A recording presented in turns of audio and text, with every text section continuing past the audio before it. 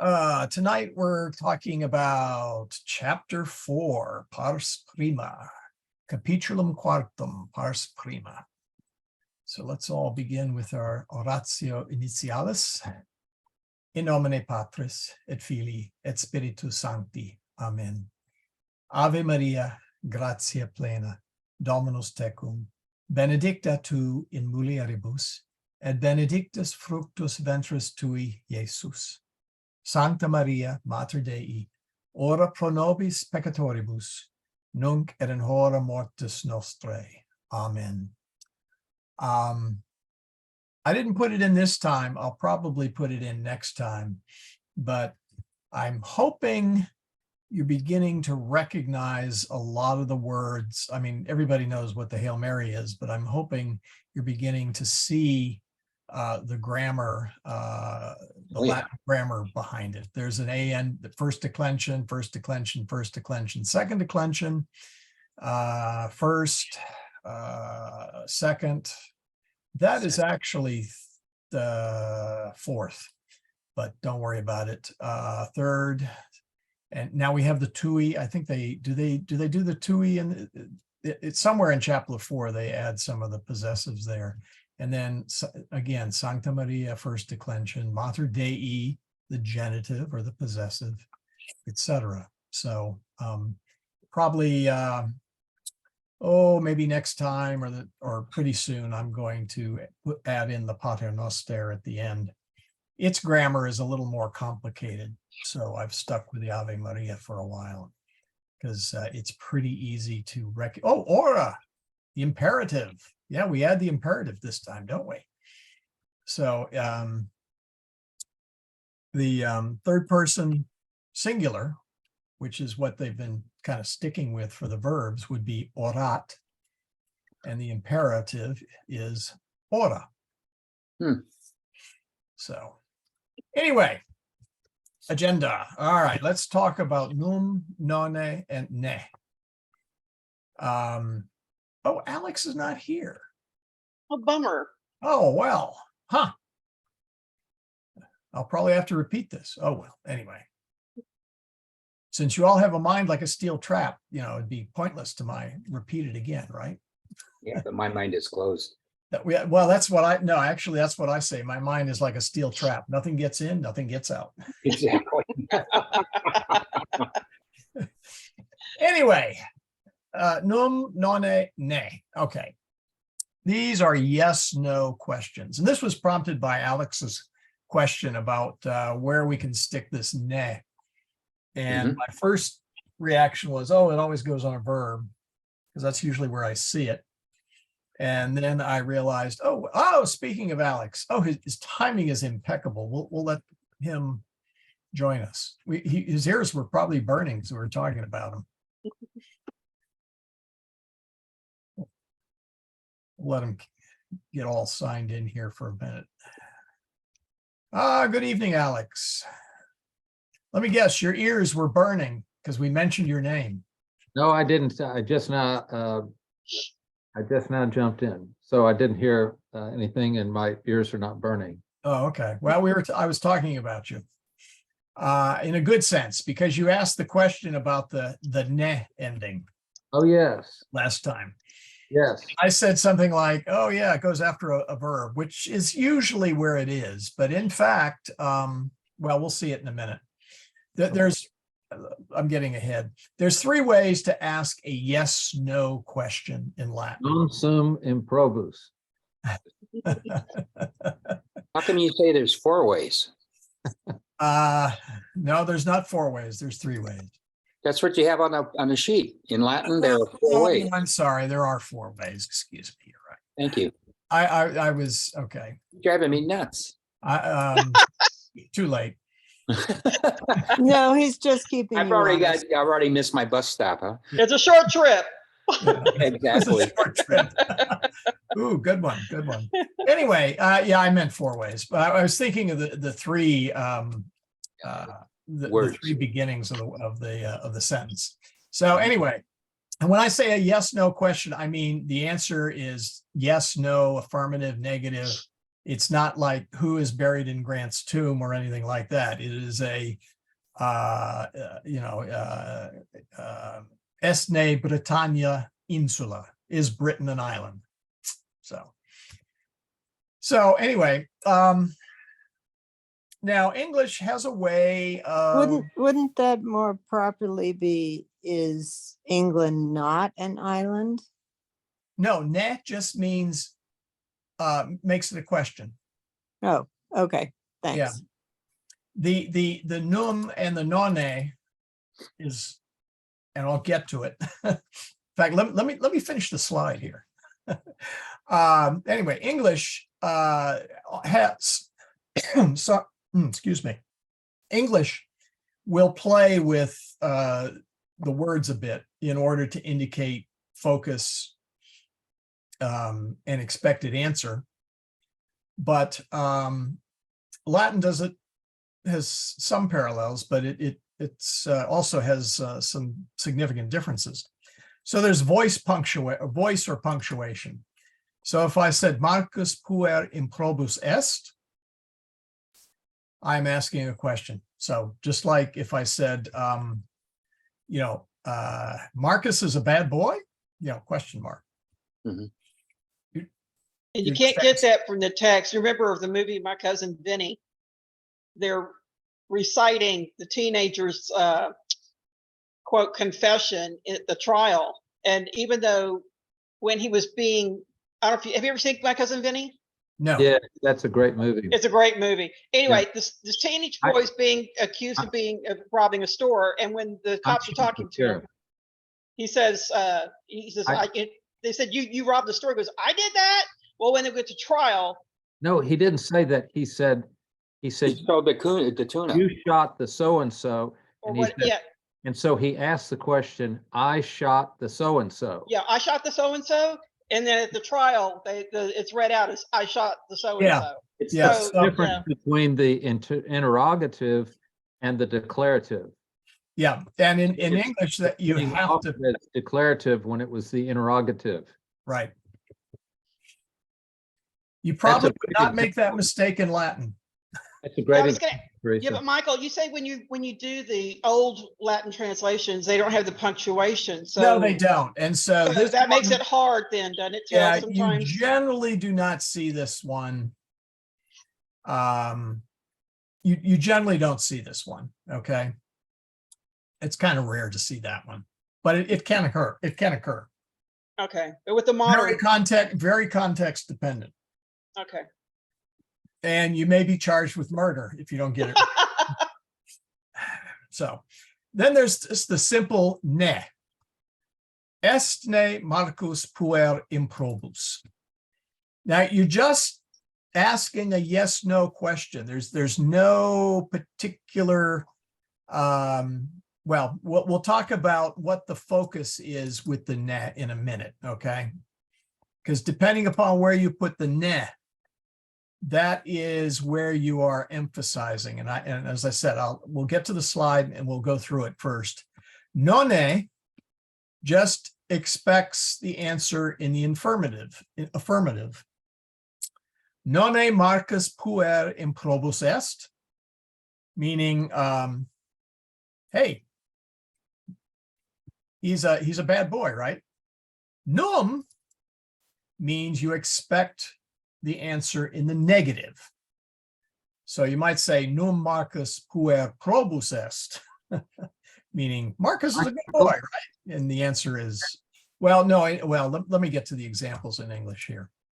Have we already seen the nonne? I don't think so. I don't remember it. Possibly not. I was going to say, I don't remember seeing it, Okay, well, but that's helpful. got it So, now. Yeah, we'll see the contrast between the num and the Yeah. nonne. So yeah, in So the this case of would the be ne, kind of like the question in English. You don't expect him to be innocent, do you? And the answer would be implied in the question. yes, that's the num or the nonne.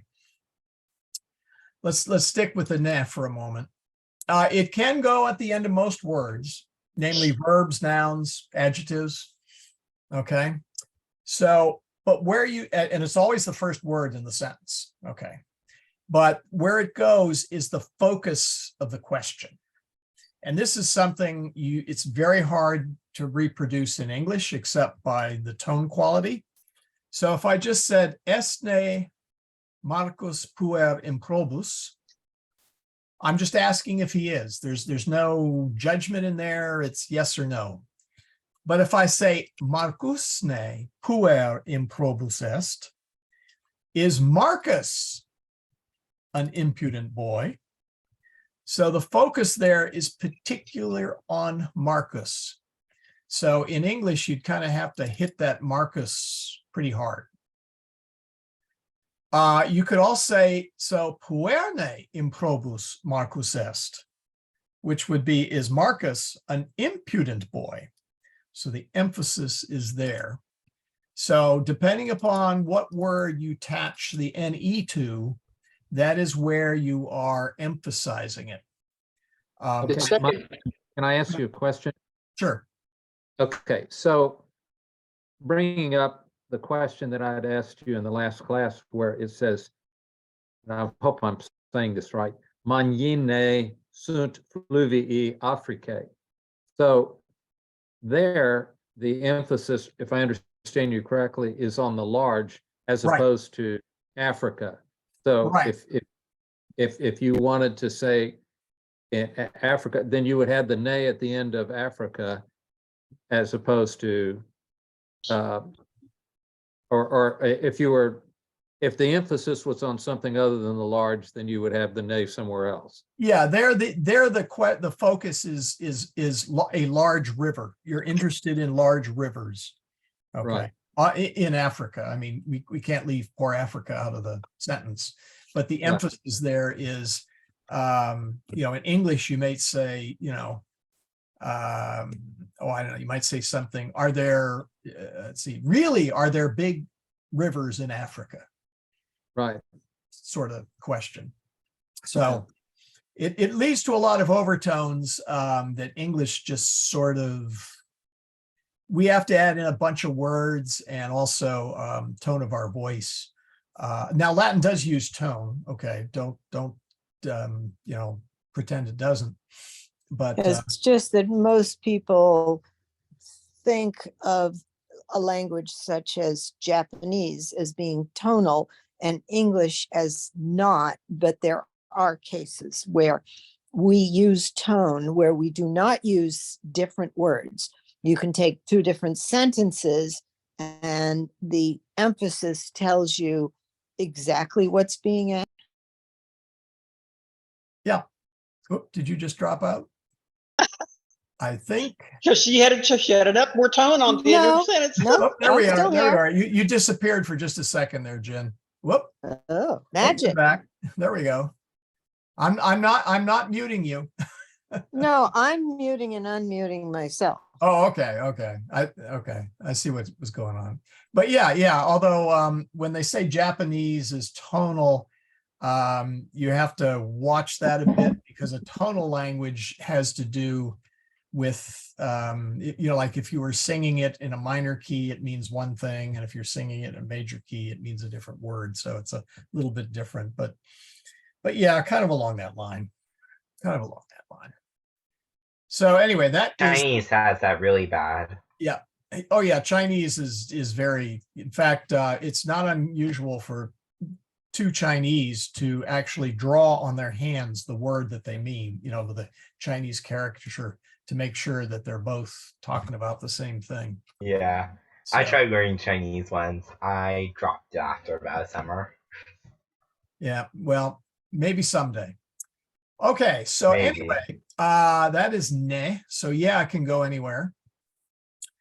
None and num are relatively straightforward.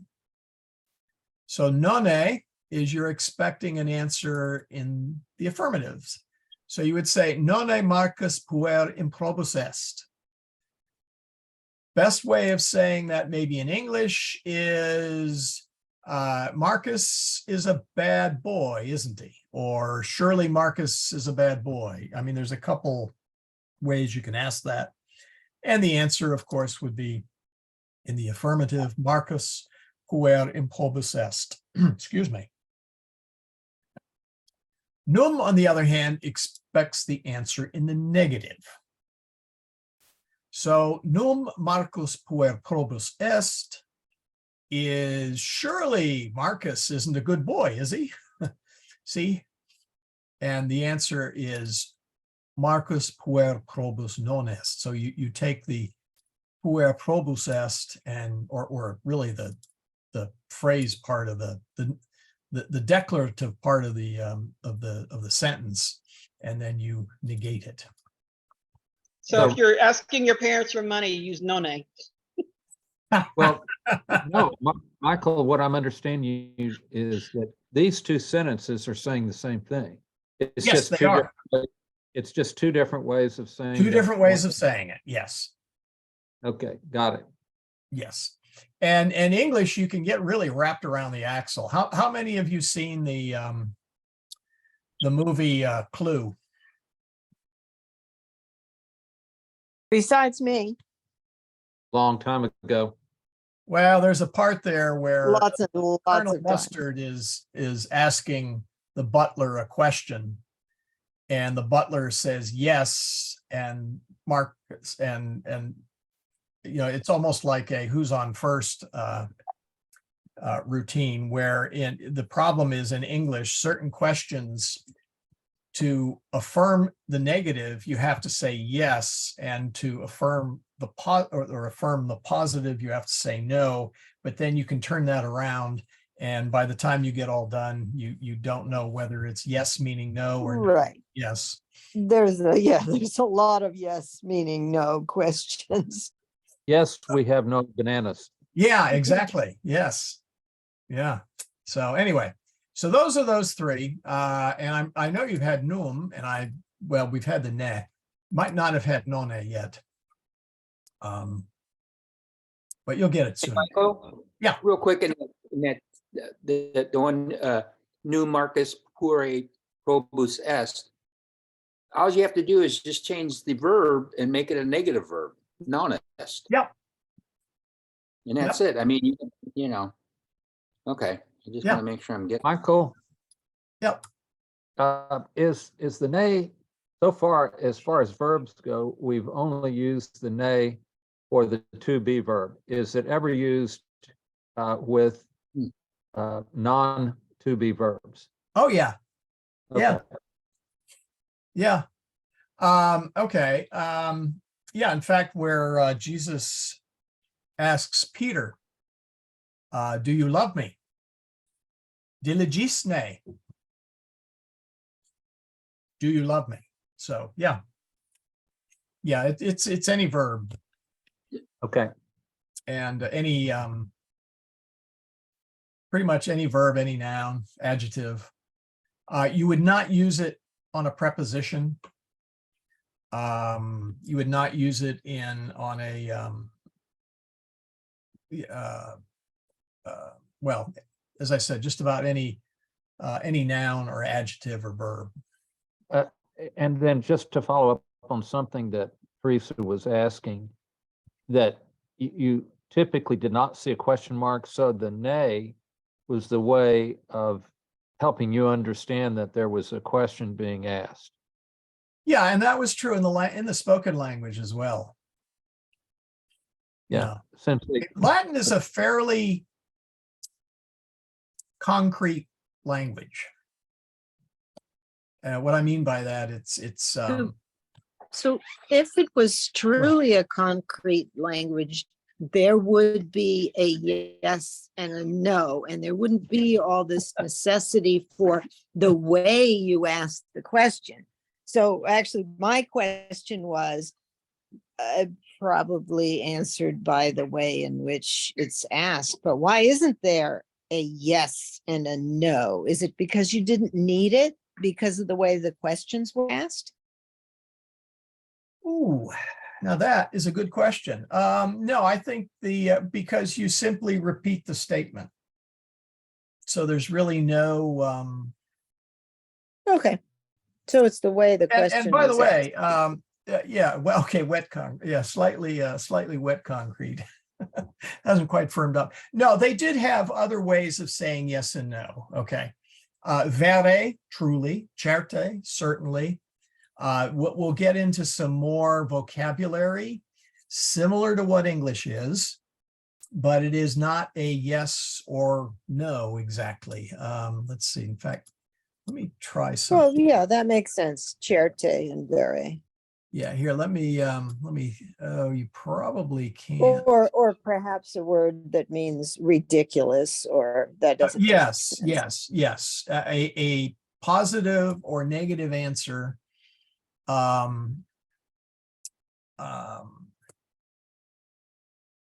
In a word other than yes or no, like affirmative, negative, certainly, no way, Jose. I mean, so they had, they did have a rich number of answers. So I guess they just didn't. But they also had a highly developed sense of the ridiculous. Yes, they So I did. can see there being other ways to say no, meaning, are you truly crazy?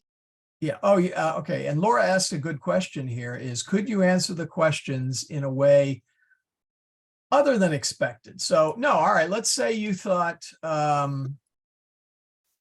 let's say you thought Marcus was an angel.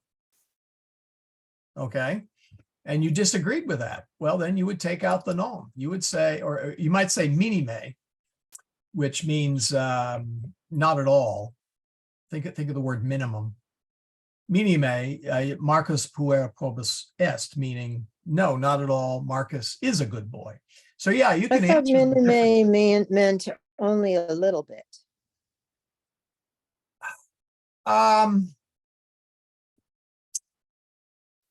Okay, the little bit here is epsilon. No, they used minime to mean not at all, really. Okay. Yeah, let's see. Do I have? Oh, no, I don't have it. So never mind. If you look it up in the dictionary sometime, you'll see a long entry there on yes and no, but let's move on. So anyway, that's num, nonne, and ne. So in the case of num, we expect the answer in the negative. And nonne, we expect it in the affirmative. And ne is up for grabs. Vocativus. All right. I've been telling you about all the various cases that nouns have, and we get a new one. The vocativus, the vocative, is from the word vocat, and you've had vocat. What is it? Quintus Iuliam vocat, as I recall, was in the last chapter, which means is calling or calls. And so, yeah, Quintus Iuliam vocat. So, and I think you can see vocat there. Anyway, the vocative is used to address a person, okay? You do not use it for dogs, cats, fish, or inanimate objects, sorry to say. And God, who is in three persons, counts. So he's okay too. So there's a further restriction in that the vocative, as far as a unique ending, only exists in the US and IUS ending words of the second declension, essentially males. So ladies, I'm sorry you don't get a vocative. And well, you do, but it's the same form as the nominative. So we can be provocative, could we, if we wanted to? That's a different problem. Wasn't that, yeah, isn't that how the Me Too movement got started or something? Yeah, it's, yeah, so if okay, so Julia, or sorry, Amelia. So if you were calling Amelia, you just say Amelia. Whereas if you were calling Marcus, it would be marche. Okay. So anyway, so you take for US ending nouns, you take off the US and you change it to an E. So dominus is domine, servus is serve, Marcus is marce, etc. Davus would be dave, etc. For US ending nouns, now I don't think they actually gave you any examples of that, but it's similar. The difference is you drop the US and you put a long I on there. So filius would be fili. Julius is Juli, okay? And actually maybe they did do Juli in there. I don't know. Anyway, you got both of them. So if I'm getting ahead, fine. So any questions on the vocativus? Okay. Now, it's about the easiest set of endings as you can imagine, because the plural forms of the vocative are just the nominative form, the nominative plural form, that is. And the vocative form of the A, I, R, and E ending nouns is just, again, the nominative form. So it's really the US and IUS endings that, and singular as well, that have a form that is different from the nominative. Now, there are two exceptions to US ending words using the E ending. They do not, in fact, use the E ending. Does anybody know what they are? Now, I'll give you a hint. You've seen them in the last liturgy. And we have had this in the past Latin classes. Not this Familia Romana, but when we did the primer. How about Jesus? No, he has a vocative form, Jesu. Okay. And in fact,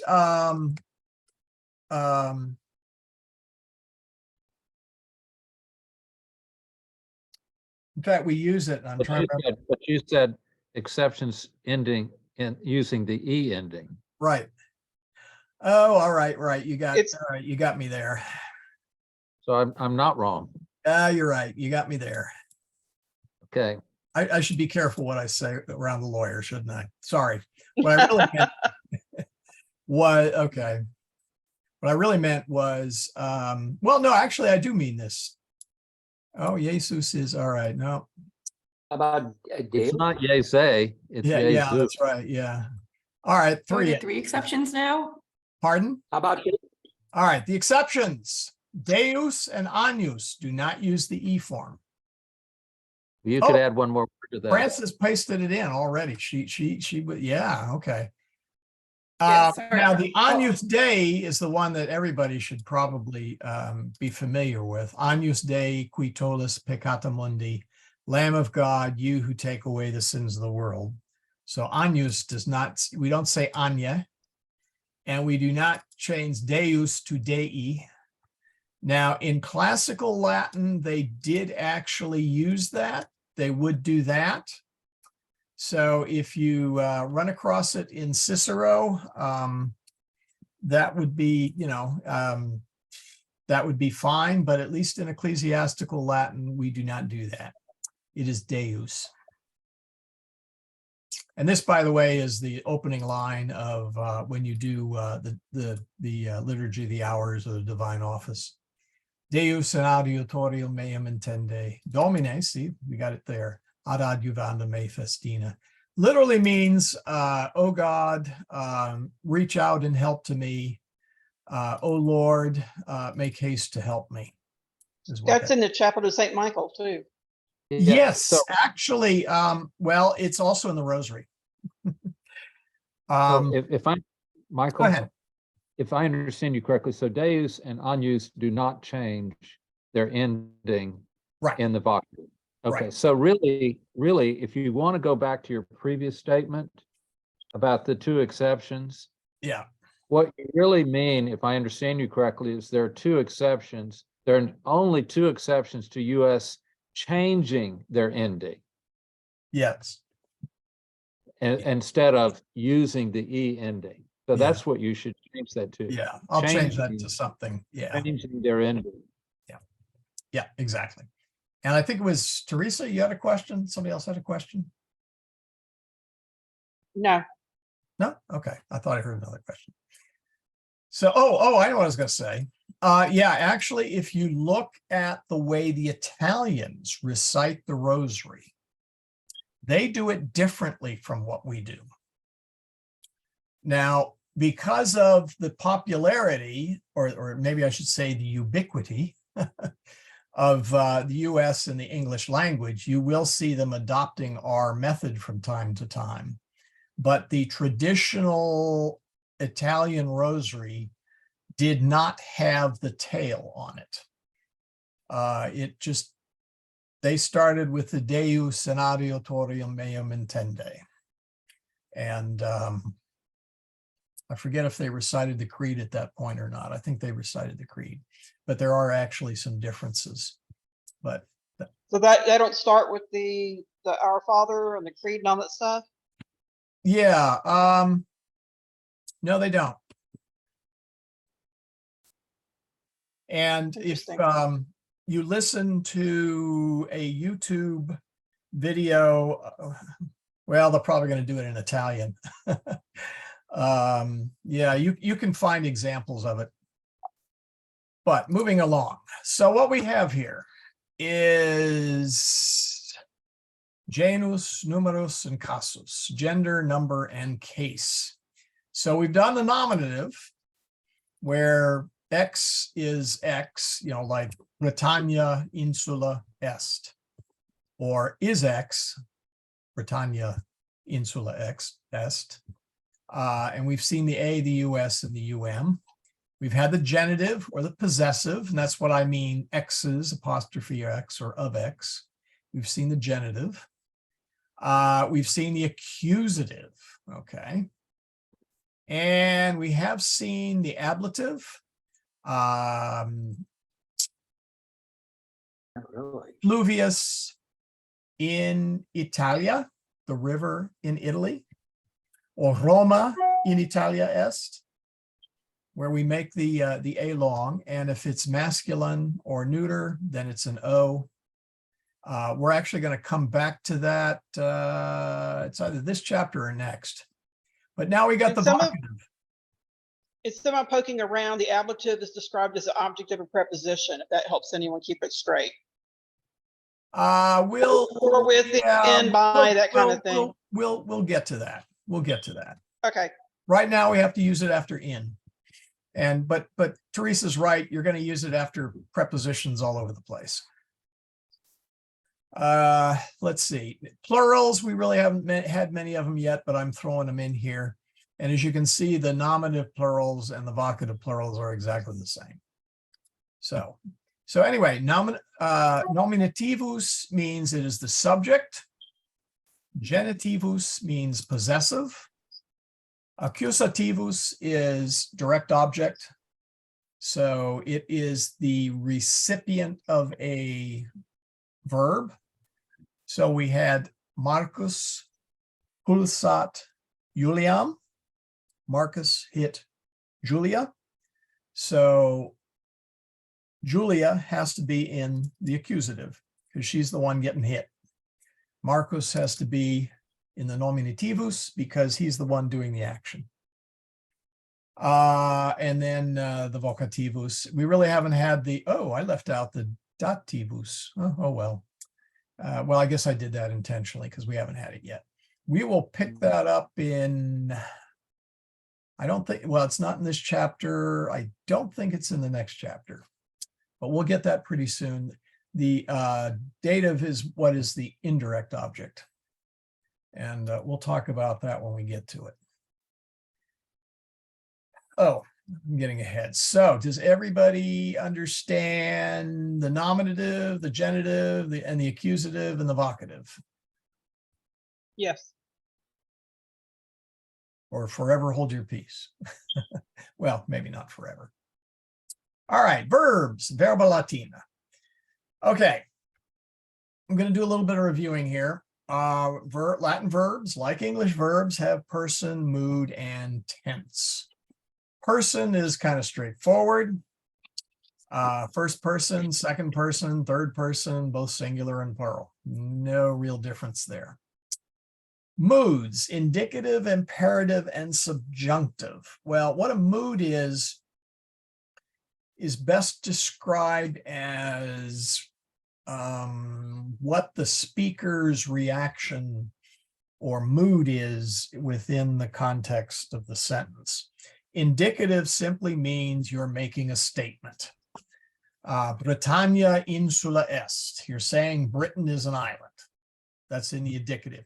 You can say Britannia non insula est, meaning I'm stating that Britain is not an island. I believe that to be true. I could be wrong. Okay, I could be full of it, or whatever. But the point is you're making a statement there that you consider to be true. Okay, or conveying what you think is the truth. The imperative, which we're picking up on this chapter, is a command. Do your homework. The subjunctive, I'm not even going to touch till later. English really doesn't have a subjunctive. So anyway, tenses, pretty straightforward: present, imperfect, future, blah, blah, blah, stuff like that. Again, Latin verbs do not have gender. It's just nouns. That's for nouns and adjectives. So what do we have here? Person, no real difference in English. Expresses who did the action.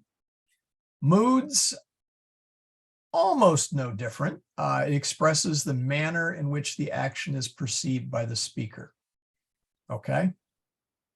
And it could be a fact, a command, or a possibility. Okay.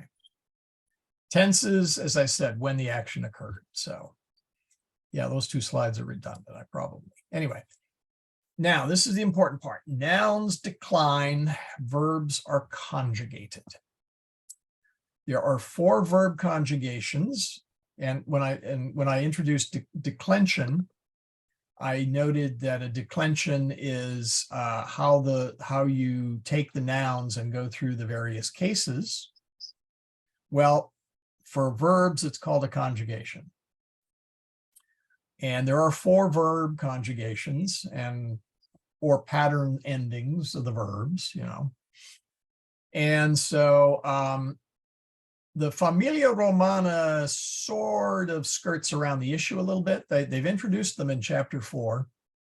I'm going to add a little bit more to it on the next slide, but they refer to the first conjugation as verb stems ending in -a. So they call voca, canta, pulsa. I prefer to refer to them as ARE verbs. And I think, let me check something that's on, yeah, okay. I'll talk about why those are that way in a minute. Second conjugation are ERE verbs, and it's a long E. The Familia Romana refers to these verb stems as ending in E, long E, like vide. The third one is short ERE, and there is a difference. Okay.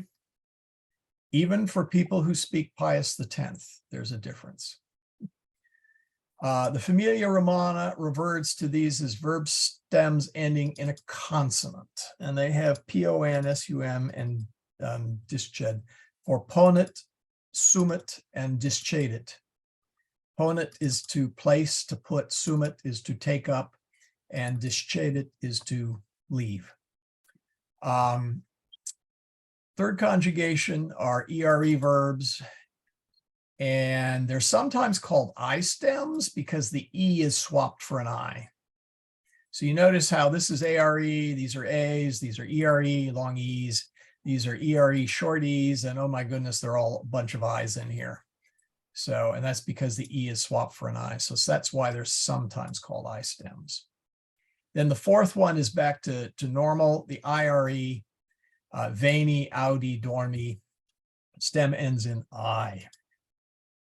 The third is kind of like a hybrid between the second and the fourth. Sometimes it follows the pattern in the fourth, Sometimes it's closer to the pattern in the second. You don't really have to know, you don't really have to pay too much attention to that right at the moment, because they're introducing verbs very gradually. But I did want to delve into something a little deeper than what they had in the book. And that's why are these endings important? Because those are the infinitive form or ending. Okay, what's an infinitive?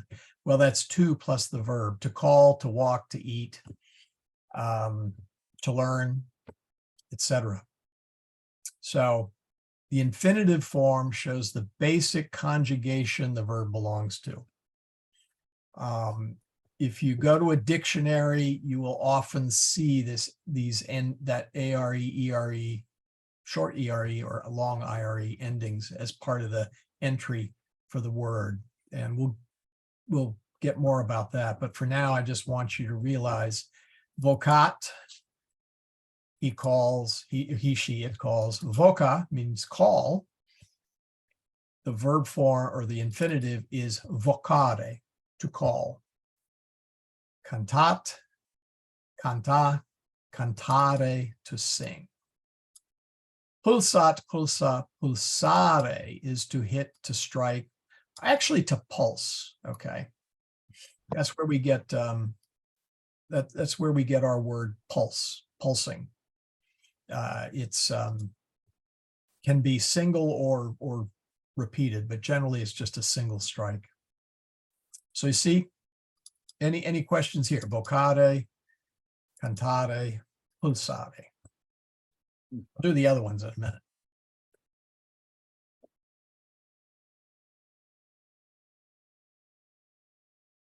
Okay. We have others. The videt, vide is videre, to see. Ridet is ridere, to laugh, to mock or smile. Ponet, ponere. Sumit, sumera. Discedit, discedere. Venit, venire. Whoop, venire, there it is. Audit, audire. Dormit, dormire. So those are all the infinitive forms. And that is how you usually classify them, is by the infinitive form defines their conjugation that they belong to. So you take, Michael, you take the verb and you take the root of the verb. Like venit, it would be vini. It is the root of venit, right? Then you add the IE. Yes, But yes, it's already got the I in there, so you just add the RE. yeah, yeah. Yeah, they're kind of doing it backwards, to be honest with you. But that's okay. I mean, I admit I am getting ahead here, okay, intentionally. But I want to prepare you for something in the future. Well, like the third one, ponet, pony, Pone, pony. Wouldn't it be pone and then you add the ERE? Yeah. Is pone. po, Right. ne, re. Oh, wait a minute. I think I answered the wrong question. Ask me again. You have it as P-O-N-E. Isn't the root P-O-N without the E? And then you add the E-R-E? Oh, okay. Or am I going nutso? Am I No, overthinking? these are the imperative forms. I'm sorry. I may have led you astray. Okay. Videt means he, she, it sees. Right. Vide is see, look. Right. Ridet is he, she, it laughs, mocks. Ride means mock, laugh, command. Ponet means he, she, it puts, lays down, puts in place. Pone would be to put it down. So these are imperative forms. Okay, okay, imperative. Yeah, these are imperative forms. Yeah. let's see, what was Laura's question? Would you be able to remind me which verb form from the second one of each is what? Oh, yes, they are. These are all imperative. I should have said that. I did not. Yeah. Sorry about that. Yeah, it's okay. Yeah, these are all the imperative forms from the that you see in the Familia Romana. Michael? Yeah. I have a question about sume. Mhm. Just as kind of an arcane question, but you know, the sacred music, O Sacrum Convivium. Mhm.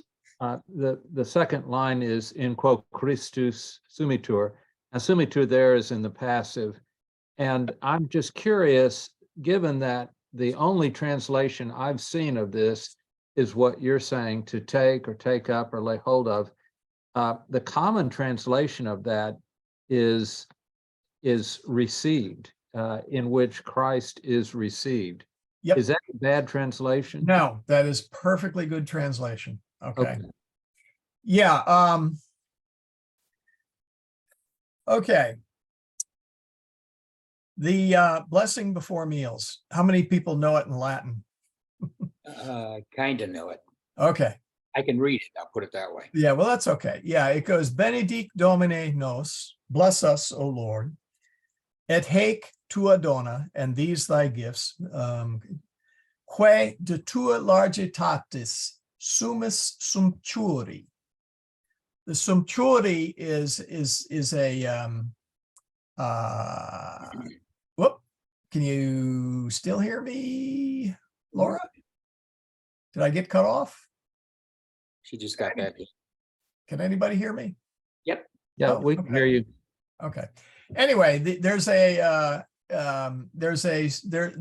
sumera is used in an infinitive form, meaning it's a future infinitive. Okay. Sumptuari means we are about to receive. So you know, to receive means it's a current infinitive.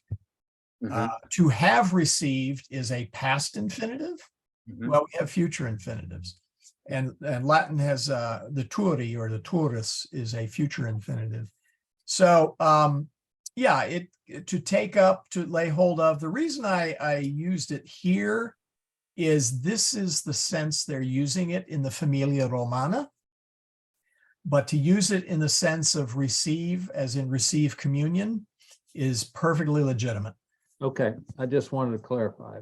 Yeah, no, if you look in the dictionary, you'll find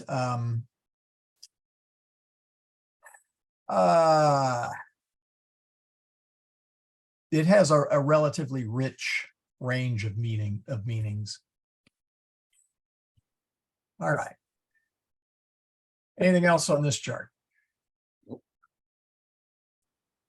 Okay, now the reason we're doing this now is because this is the dictionary form of everything. And it's going to help you later on. If you forget all about the infinitive forms, don't worry about it, because it's going to come back later. If you can remember it, it'll make it that much easier in the future. Right now, all you have is the present tense third person indicative and the second person singular imperative. So that's two of the, let's see, what is it? 1, 2, 3, 4, 5, 6. Okay, that's exactly one of the indicative of the 6 and one of the imperative. We're going to get to the imperative in a minute. But there's a second person singular and a second person plural. English does not really distinguish between the two anymore. But we're going to fill out the table of conjugations as we go on. Next chapter, we're going to add the third person plural and the second person plural imperative. So what I'm going to do is probably next chapter, I'm not going to bother with it this chapter, is I'm going to give you a nice conjugation table, and I'm going to leave a bunch of them blank for the moment. And we're going to slowly build them up till you have first, second, third person singular and first, second, third person plural. But I will categorize them by their infinitive. Okay. So, all right. Enough of that. Hey, Michael, someone Yeah. just pointed out a typo. Go back one slide. Oh, wee wee. Uh-oh. Uh-oh. I don't want any wee wee in here. Uh-oh. Thank you. I did spell check. But it's a perfectly I acceptable word. basically have to so- turn off all checking because of the mixture of Latin and English. Otherwise, it'll change all my Latin to gibberish. It But does then that with my English. yeah. No comment. Anyway, the imperativus. The imperative. Anyway, we touched upon mood for verbs. I talked about the indicative. Now we get the imperative. Let's see. We saw the indicative up till now. Marcus puer improbus est. Julia puella par. Oh, I need. Let's see. I did not bother with macrons there. Okay. Julia puella parva est. Julia. Oh, missed that one too. Julia plorat, quia Marcus eam pulsat. Marcos too. Oh, yep, let's get Marcus in here. Although to tell you the truth, from a pronunciation standpoint, Macrus. Whoa. All right, Marcus. Okay. And from a pronunciation standpoint, sorry, there's Okay. not much of a difference between a long A and a short A. Yeah, but you'll take a point against. Yes, I will. Certainly will. Anyway, now we're going to add the imperative mood. As I said, it's used to demand, require, or prohibit an action. Hence imperative, meaning you must do something or not do something, as the case may be. So it's probably the simplest conjugation set in the whole set of verbs, because it's found only in the present tense. And it's only in the second person, singular and plural. There's no such thing as an imperative third person. So the imperative is a command? It is a command. Yeah, like call me, stop, do not touch that deadly scorpion. What is The Saint Benedict medal just suddenly came to mind because he says in there, drink your poison yourself or something. So that's probably. Yeah, that's another one. And Yeah. the reason, you and the thing is here is you here is understood. Okay. Hmm. In English, you have to really have two words to form a sentence. You cannot do a one word sentence, really. So it has to have a subject and it has to have a verb. Okay. Well, in this case, in the imperative, English, like Latin, doesn't use the pronoun. It just uses the verb. So you call me, you stop, you do not touch that deadly scorpion, but the you is understood. So let's see here. Why don't I just go ahead and what is the strike through? Yeah, there it is. Okay. So yeah, I'll just do it this way. I'll finish that later. So yeah, it is a command. Okay. Very easy to form. You take your infinitive and you drop the RE. That's why I'm teaching you the infinitives, by the way. It's easier to get to the root, I guess. to the imperative, faster.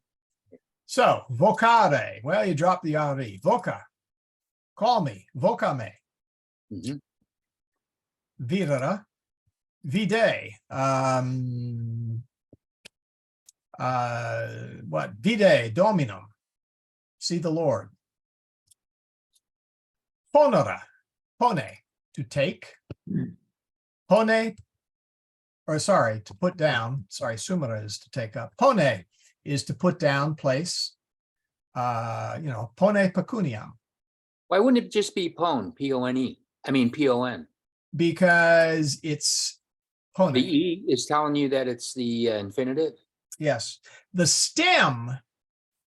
Okay, the stem is the infinitive minus the infinitive ending. Okay, Okay. and for the ending, you adjust the ending. There's a couple different ways to think of this. You could say the endings are A, E, E, and I, or you can say, well, just drop the RE off the infinitive and you get there the same way. Right. So, Michael? Yeah. The way I think about the distinction of the vocative and the imperative is, whereas both of them can be, they not necessarily, but both can be exclamatory in nature, whereas the vocative refers to nouns and the imperative refers to verbs. that's an interesting way of thinking it. Yeah, in some sense, yeah, I can see how that would work. Whoop. Francis got booted off the island, I guess. There we go. Yeah, no, that's kind of an interesting way of looking at it. Say that again, Gary. Pardon? Can you repeat that again? How he thinks about it? Go ahead, Alex.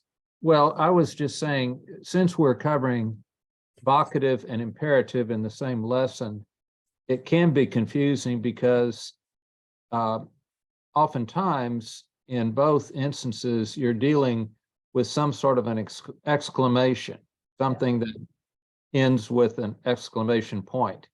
And so one way to think about it, given that they're both exclamations or can be, is that the vocative applies to nouns, whereas the imperative refers to verbs. Okay. Yeah, and they go together. Let's see, Oftentimes you can have them in the same sentence. yeah, let's see. Nope, I didn't. Let me make a new slide here. Yeah, there you go. All right, let's do this. And since I'm lazy, where is it? Yoo-hoo. It's up here, isn't it? There it is. There we go. There we go. And we'll say et, Vocative is- imperative, and the vocative. Okay. Yeah, there we go. we. So the it's easier to type this in Latin, you know that? You could say marche, tace. Yeah, exactly. The Marche, imperative tace. and the vocative often go together. Okay. Primary example in the liturgy, Domine salvame. I'll get the E. Lord, save me. Here's the vocative, there's the imperative. What's the other one you hear a lot in the liturgy? Domine misere, misere, me. Now, sometimes that will be may or may, depending upon, well, I don't want, miserere is a verb that can take multiple forms. I keep thinking miserere nobis. Yeah, well, that's, yeah. Miserere, okay. Miserere. Let's not use that one. I don't, because I don't want to explain it. I'm going to wimp out. But yeah, marche. Oh, I know. Here we go. Marche, tace. How about marche? Yeah. In fact, that was in. Yeah. In fact, that was in the. Reading. in the reading. Yeah, tace means be quiet. Shut up. That's a place where you could get confused. You see the E ending Yeah. on both. And you Yeah. have to get it straight in your mind that one is the vocative and the other is the imperative. Or Whoops, like you said, one's a noun and one's a verb. that should be an A. Exactly. Let me fix that. There we go. So, yeah, they often go together. So yeah, they're often partners in crime, so to speak. Okay, I think that's everything on that. Oh, any questions on the imperative in the box before we go on? Will we be able to download this stuff? I will. Okay. I kind of hinted. It really helps me a lot. Yeah, I'm going to do the notes a little bit differently than I've been doing in the past. Mhm, Usually I've been doing unique notes for each section. mhm, That's kind of a pain mhm. because, I got to go back and review and do the new stuff. And so my plan in the future, and I'm going to try this for chapter 4 and 5, and I reserve the right to change my mind, Okay. is So I'm going to basically ship out the door at the beginning of the new chapter all of the grammatical meat that is in that chapter. It'll all be in that one set of slides. Now, Okay. I expect, in fact, I would be disappointed if there weren't questions along the way, because if there are no questions, I have to wonder if I put everybody to sleep or they all headed to the No, refrigerator. well, see, this stuff here helps me because then I can look Yes. at it. Oh, and then I can- yes, totally agree. I will put in new stuff like this. And as I add to it, I will then send it out again. Okay. Oh, sweet. I love you, man. Yeah, I will send it out again because I expect to add to these slides as questions come up. Because right now I've done 1 and 2 on the homework assignment. Yeah. But in 3, I'm going. Oh, that reminds me, before we end, I have to make a comment on the homework. A number of you, I think which one is the one where they have the addition? Is it 2? Oh, that's number 2. Yeah, that's number 2. Yeah, it's real easy. They wanted you to put in the Latin word. Are you kidding me? I know it was not at all clear. Okay. Actually, to tell you the truth, everybody got it right in the sense that, We know how to count and add. yeah, well, yeah, you put in, so anyway, what they really wanted was the Latin word. Well, that And makes sense. I totally understand because you had no clue as to what they wanted. So the answer would be instead of saying it 2 + 2 = 4, we would say 2 + 2 = 4 in Latin. Oh, yeah, Or you would just say 4. quatuor, Or 4. just No, say- and just you don't say even the have to number 4. repeat it. Yeah, you just say quatuor. Okay, then you just Or- want the sum. Yeah, Yeah. I was trying to do the math using Roman numerals, and that it took me a while to Well, figure it the out. other thing that I find Oh, that's somewhat interesting. amusing is they actually put in the addition tables. You They- just go, Oh my goodness. yeah, you just kind of go, oh, good grief. If you don't know what 3 + 3 is. Now, I suppose, would you really be teaching Latin to a child? I don't think the Familia Romana would be the right thing to teach a child who does not know how to add. Because, first grade, second grade, I think, is where I learned that. They're doing it in kindergarten at my school. Wouldn't surprise me. I mean, it's all I remember about my math classes from like the 1st through the 4th or 5th grade is they added another digit to whatever it was we were doing. Yeah, but to do it in Latin, to me, I find it rather simple, like 3 + 3, that'd be 3, Yeah, and actually that's then you put them together, that's 6, but you can't have 6 bars together. So yeah, it's gotta be a B and a 1, 6. yeah, exactly. You would, and that's the way they actually added Mhm. is in Roman numerals is they would simply like x plus x is xx. Yep, That's that's easy. right. And you'd say, v plus v is vv, but a vv No, is it'd x. be X. Yeah, so there is a method to it.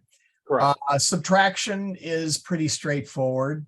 Mhm. The killer, though, is division. Oh, that is miserable in Roman numerals. So, That one, yeah. but anyway, but getting back to, yeah, I will, and if you want me to, I can resend these before next class with so far one chart difference and one typo. And Michael, one other thing, when it would be great if you can kind of, I know you're busy, but catch up on putting this on YouTube, because what I'll do. Yeah, I'll that go one back, I am re-listen to it, way and it's behind. really helpful. I think the last one I did was chapter 2, wasn't it? Exactly, yeah. Yeah, I know. Yeah, it's been fun. But when you read it here, that's one thing, but to hear you talk and read at the same time, it's like, wow. Yeah. Very enlightening. It helps me a lot, I'll say it that way. Well, it also, it memorization, you should repeat something at least, well, and again, it's from person to person. Mhm. Usually I have to repeat something 3 or 4 times before it sticks. So you got the notes, you got the Familia Romana, and so you need like the videos for your 3rd time or something. So anyway. Okay, thank you. Yeah, and Gary, not everyone got that wrong. Well, I mean, maybe not wrong. I looked at that and I said, I just laughed. I said, I see what people have done. Well, they And don't explain. They should have said. I agree. That was not at all That was clear. on the fault of the. That was not the fault of the student. Correct. Put it that way. Okay. So anyway, the imperative and the vocative. So let's move on. Let's see, we got about 20 minutes. Pronomia, pronouns again.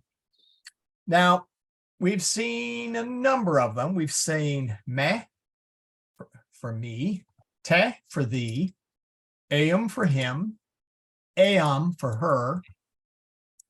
Those are all casus accusativus, all accusative case. All right. Mhm. So we can say voca me, call me, voca te, call. The. Oh boy, call thee. Yeah, I guess you wouldn't say that, would you? Well, you could say it, but it'd be weird. But voca eam and voca eam, call him or call her. Mhm. Now, if you want to say call yourself, it is te ipsum, just to get ahead. So there is a way of saying call yourself, but just say call thee or call you is weird. Anyway, so now we're going to add he, she, and it. Is, ea, id. Those are all casus nominativus. Okay, so is vocat, he calls, ea vocat, she calls, and id vocat, it calls. Not quite sure what an it would call, but that's the pattern. Telephone calls you. Or nature calls. Ah, there we go. Oh, God. Well, actually, but nature is okay. Nature is natura. So you would actually say ea vocat, she calls. So again, keep in mind that is masculine, ea is feminine, and id is neuter. So I'd have to think of, I know, chelum, heaven, chelum vocat, heaven. Oh, there you go. There we go. That would work. Mhm. So anyway, now, nominative pronouns are usually not used because the verb form is unique to the person and the number. So vocat is he, she, it, or calls. Okay, we know it's a 3rd person singular. Mhm. You don't have these other guys, but I'm going to throw them at you anyway, just to, whoops, that should be there we go. Just as an example, voco, I call, or sorry, voco, vocas, thou calleth, vocat, he, she, it calls. We call would be vocamus. You plural is vocatus, and they call is vocant. And you're going to get the plural third person in the next chapter. So just by looking at the verb, you already know who you're referring to. So You know, in they that often- vocat, you have it, he, she, it calls, and then in parentheses, you have vocal. yeah, it means I call. That's a new one on me. Yeah, it is. You haven't had them yet. Oh, okay. I thought I was going, I thought I was going to say. No, you haven't had them yet. All I'm listing them here is to show you that that each verb form is unique. Okay. You have had exactly one of the 6 verb forms for the present indicative, and that's the third person singular. So buckle up. Hey, Michael, the pronouns can also be used not just to identify a specific instance or a person or whatever, but they can also use for emphasis, couldn't they? Like I myself called you instead of saying I called you. Yeah, Michael. Yes, it could be. Yeah, well, actually, Michael, in what Teresa said is exactly what they say in the companion. They make a big deal about that. Yeah, if the need to be specific exists. And No. but that also means emphasis. Okay, but your example of specific does not necessarily mean emphasis. If you're trying to distinguish he from somebody else, he from her, then you might say is. But the emphasis means that something different. It might mean something like you're really trying to draw attention to that. Yeah. So- Well, it says so right there in the chart. I have emphasis there. I don't see why you're complaining. Oh, I guess I missed it. It mysteriously appeared while you were talking. It was a stealth ad. Yeah. You didn't go in. Well, you're on Windows. It was probably a Microsoft thing, you know. Hey, Michael, real quick. What he brought up in the companion, they give an example. I'm trying to figure out what ius and sumus, the difference between the two, and it both means his, but one means his or somebody else's. That we're getting to that. Be patient. Oh, thank you. Thank you You're welcome. for being my straight man. Yeah. There's a It's reason always he the- joined the it's class. always- It's always the dummy who's the straight man. Yes. But yeah, let's finish up this part first. Okay. So what we have so far, okay, these are the regular pronouns: I, thou, he, she, it. We only have singular for the moment. So if we were to if we were going to do plurals, would be we, you, and they. But again, plurals next chapter. So for the I, all we have is, I got an extra A. There we go. All we have is the accusative for may and te and am and am and id. And some of these they may not have actually used in the material, but I'm going to fill them out anyway. But for his, in the nominative is is, ea, and id. And then you're right. The possessive is eus, eus, and eus. Okay. And then they mentioned something about suam. I hope that's the nice chart. Correct. Well, There it is. Yes. Okay. For the moment, just remember this, but put it aside for just a moment because we're going to take up the other ones. And then I'll explain what the difference is. And there is a significant difference, by the way. Absolutely. Possessive pronouns tell us what belongs to whom. So meus is my, tuus is yours, thy, suis is his, Mhm. suis is hers, and suis is its. Okay. Mhm. These are, since these are, okay, possessive pronouns are essentially adjectives. Okay. My book. And actually, Teresa, yeah, you'll see both the J and the I form for cuius and eius. They're- Michael? Yeah. Is the genitive form of suis used only in Arkansas? And only amongst certain graduates. Okay. Um, That But, Latin yeah. joke? Yeah, so anyway, but getting back, so it's really a lot like an adjective. So my book, your book, his book. But again, in Latin, you need to agree with genus, numerus, and casus with the noun that it is attached to.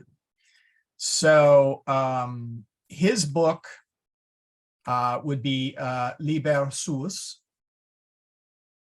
His money would be pecunia sua, because the sua has to, match with the pecunia.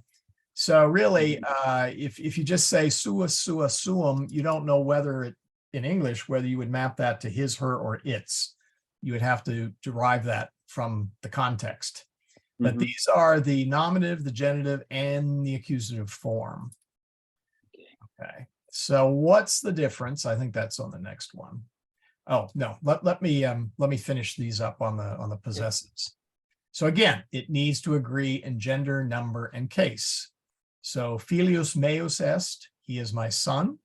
Mhm. Filius tuus est, he is thy son. Filius suis est, he is his, her, or its son. We don't know which pronoun he is because we've kind of snatched that out of context. Same thing, filia mea est. She is my daughter. Filia tua est. She is thy daughter. Notice the mea and the tua match back to the filia. Filia sua est. She is his daughter, her daughter, its daughter. Don't know. Again, need to agree in gender, number, and case with the noun it is attached to. So filius tuus, filia meam pulsat. Your son hits my daughter. Filia meam, filia mea pulsat. My daughter hits my son. Notice little sneakiness there. Put the filium in front. But again, meum goes to filium, mea goes to filia. Julius pecuniam suam sumit. Julius takes his own money. Suam pecuniam. All right. Now, what about this eius? All right. If I said in English, he gave him his book, how many males are we talking about? 1? 2. Possibly. What about 3? Yeah, For example, because of the him. he, well, that's Yeah, it could some definitely, guy, or and he gave him, that's some other guy, his book. But whose Whose the book was belong to? his? Oh, It could be Fred gave John Paul's Tony's book. Yeah. Yeah, so we could have up to 3. I Mhm. don't think in English you could ever have 1. I mean, it would be like you would say he gave himself his own book. So you wouldn't phrase it that way. So 1 is kind of weird, but 2 certainly, but also 3. In English, we don't really know who the book belonged to. It might have belonged to the subject, the person it was given to, meaning it was returned, or someone else's book entirely. We don't know whose book it was, other than it was some dude's book. Well, guess what? Latin distinguishes between 1 versus 2 and 3. That's where the eius and the suis come in. Mhm. Okay, suis, sua, suum might be better translated as his, her, or its own, with the own assumed. And the reason is you use suis, sua, suum, if the possessor is the owner of the item in question. Ah, So Julius pecuniam suum sumit. Julius takes his money, meaning his own money. Wasn't anybody else's money. Okay. mhm. Wasn't Amelia's, wasn't Davos, wasn't Marcus, wasn't Medus, it was his money. Eius, on the other hand, is a generic his, her, or its. So it's used if the possessor is someone else other than the owner. So medus pecuniam eius sumit. Medus takes someone else's money or his or her. In English, we would just say medus takes his money or her money. And hopefully we would understand from context who that his or her was. But just as a single sentence, you don't know. So You translate it as Medus takes his money, but you have to look at it in the context of the sentence, I guess, before and after the whole thing. well, okay, you don't even have to do this. Well, to a certain extent you do. Sorry. What we do know is that this was not Medus's money. Because if it was Medus's money, then you would have used suam. Mhm. But we don't know whose money it is, but we do know it wasn't Medus's money. So No, you would basically, Medus you would pilfered use the money and left town. You would use suus, not suam. No, it'd be suam. Pecuniam, Oh, okay, got it. feminine, yeah, just like this one up here. Yeah, I got it. Remember, the suam is an adjective to the pecuniam. So yeah, So eos is what you're really saying is eos is we're saying that it's not the subject's money per se right, in the sentence. Okay. right. Yeah, we don't know whose it is. We just know that it wasn't Medus's. Got it. Okay. Yeah. But he did take money, but it wasn't. Oh yeah, he took money.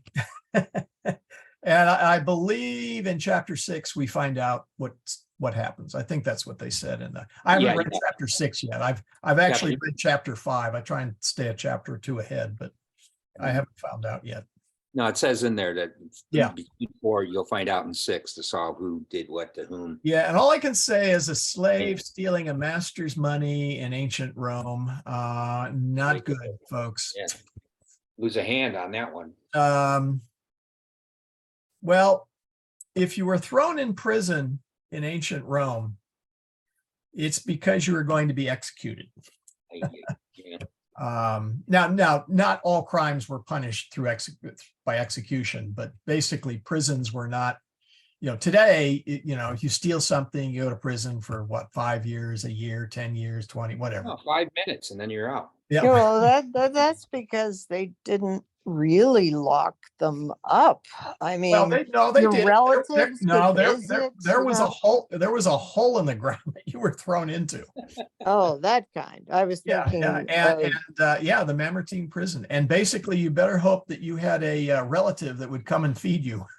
That was the one where Paul and Peter. Yeah. were with the Yes. I've been there. Yeah. It's pretty impressive. You have to go down. Well, I would say it's pretty depressive. Well, impressive in the sense that it leaves I know what you meant. on you. Thank God they had But anyway, angels. So that is the difference between suus, suasum, and eius. And the cool thing about eius is it's the same. This is actually the genitive form, okay? Hmm. So it really says Medus takes the money of him, her, or it. So the eius never changes ending, whereas the suas, suum changes depending upon which noun it's attached to. So, all right. I think we're done with that. Oh, and it's just about done. Okay, any other questions as we wrap up here? Okay. On your chart, that's all, you're doing it all, oh, okay. Is it all singular? like his, hers, and its. Oh, okay. You mean back here? Yeah, yeah. Everything is singular. Okay, good. Everything is singular.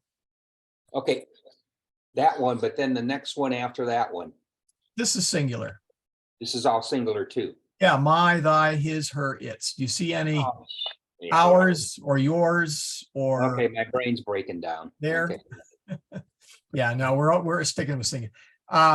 Yeah, what's going to happen? Oh, I almost hate to bring it up, but I Go will. ahead, kill me. And actually, Michael, you might want to close your eyes. You know, just That's okay. I'm a Marine. I can take it. put on your peril sensitive sunglasses. You know, I don't know if you remember that from Oh, yeah.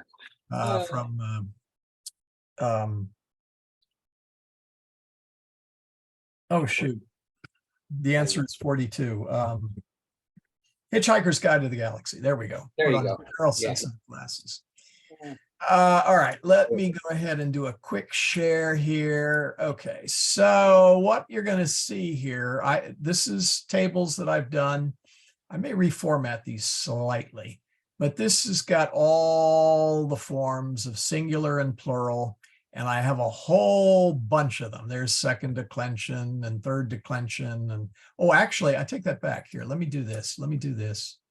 Let me do a different share here. I'm going to do this, and I'm going to do this. And let's see if I can let's see if I timed out in the Familia Romana. Menu, let's go to the Grammatica Latina. Oops, I did time out. Okay, it's all right. Okay. Come on. What do you mean log out? I just logged in. Oh, well, I guess I didn't log in. Hey, There. Michael, do you know if the software recognizes like which computer you're on? So I tried to log in on my tablet when I was visiting Dallas this past weekend. And for Should some work. reason, I couldn't get in. No matter what I tried, it wouldn't let me in. Let me answer that question in a second. Okay. If you look at the Grammatica Latina, it has all of these various forms. Now, I'm going to do you guys a favor. Well, this one's very short. Yeah, well, don't look at it yet. I already did after I read the Latina. Oh, too late, too late, too late. Well, see, it's got all of the forms in there, okay? I've warned him to buckle up, so. And it even has the third declension, which you guys haven't had yet. So there is a bunch of stuff in the Grammatica that you haven't had yet. I just wish they'd use different words instead of insula. You know, insulam, insula. You don't like insula? No, I'm not an island. I'm getting. You're not an tired. island person? Well, okay. How about a horse person? Equus? No man is. Oh, equi. There you go. Yeah, there we go. See? It looks like like insula. It doesn't sound like island. It sounds like a certain type of vaccine or whatever. Well, no, well, okay, but what does insular mean? What's the English word insular mean? It means island. I know. It But means also sounds island. like insulin. Oh, I suppose. Yeah, I suppose. Anyway. I keep thinking insulation. Right. Yeah, you're secure on an island. Well, okay. Let me see. I believe. All right. The good news is that when I send out my table, I use vita, life. Oh, good. So the island goes away. Thank God. And all the people on it. And all the people on it. Yeah. Because then when I go to read, I don't find insula in the story. I'm going, "Arr." Well, keep in I'm mind. just kidding. Okay. This is just a pattern. I understand. This is just the pattern. Okay. Mhm. So let's see. There was one other thing I was going to mention. Yeah, the Latina disco is a little more relevant to the particular. Well, let me put it this way: the Grammatica section is the tables out of the companion, whereas the Latina disco is more of the text where they talk about the particular section we're on. Yeah, they do a good job on the verbs with the conjunction. So I recommend looking at that and skipping the Grammatica for the moment. Mhm. Because as I said, I do not want to boil our brains. Boy, yes, exactly. Yeah, here's the 452 endings. Go memorize them, and we'll be back. And I'm still on US. we'll come back next week. And Michael? Yeah. If you don't want to get ahead, that's fine, but I'm just curious, since you do have that chart that shows the nominative, the genitive, and accusative of my, thy, his, hers, its. Uh-huh. I'm just curious, since his already is possessive, and we tend to think of possessive and genitive alike, what would be an example of the genitive of, let's say, suus meaning sui? So what would be an example in a sentence? Oh, ouch. It just, I can't think of one.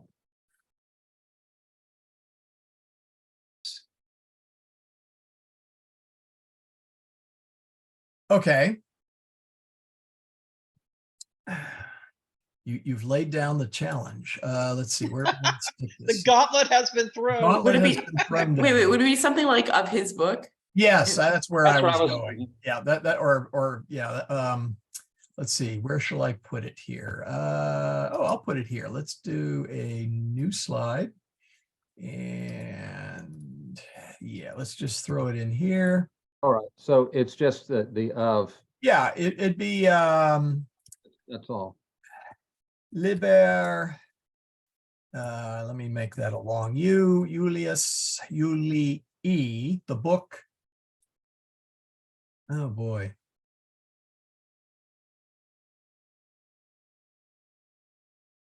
That would be redundant. I'm gonna have to think of that one for next time, one that makes sense. Have you ever heard of the well, no, that's getting ahead. The book is his.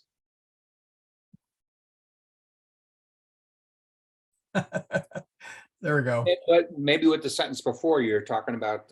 Yeah, I'll have I'll have to think a little bit about that. Okay. Sorry. Right now, but yeah, I mean, Alex, you are right in one. I mean, in the sense that right now, all of the sentences are, you're going to see it in the accusative and not the nominative at the moment. Yeah. And that's just the structure of the sentence, or the level of the structure of the sentences that you're at right at the moment. Yeah. I'm totally blanking on a genitive case. I'm sure there is one. Okay. But it would be, let's see.